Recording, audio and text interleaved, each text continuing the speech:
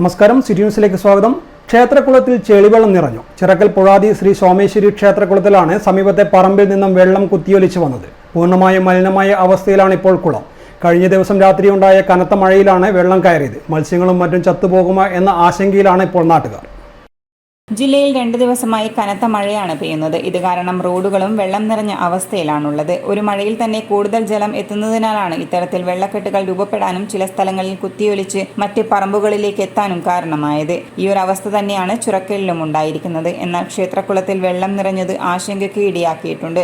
നിറയെ മത്സ്യങ്ങളെ പരിപാലിക്കുന്ന കുളമാണിതെന്ന് നാട്ടുകാർ പറഞ്ഞു. രാത്രിയിൽ പെയ്ത മഴയിൽ തൊട്ടടുത്ത പറമ്പിൽ നിന്നാണ് വെള്ളം കുത്തിയൊലിച്ചു വന്നത്. കുളം മുഴുവനായും മലിനപ്പെട്ട നിലയിലാണ് ഇപ്പോഴുള്ളത്. കൂടുതൽ വാർത്തകൾ അറിയുവാൻ സിറ്റി ചാനൽ വാട്സ്ആപ്പ് ഗ്രൂപ്പിൽ ജോയിൻ ചെയ്യുക. ഒപ്പം യൂട്യൂബ് ചാനൽ സന്ദർശിക്കുക. വാർത്തകൾ ഇവിടെ അവസാനിക്കുന്നില്ല. മറ്റൊരു വാർത്തയുമായി വീണ്ടും കാണാം. നമസ്കാരം.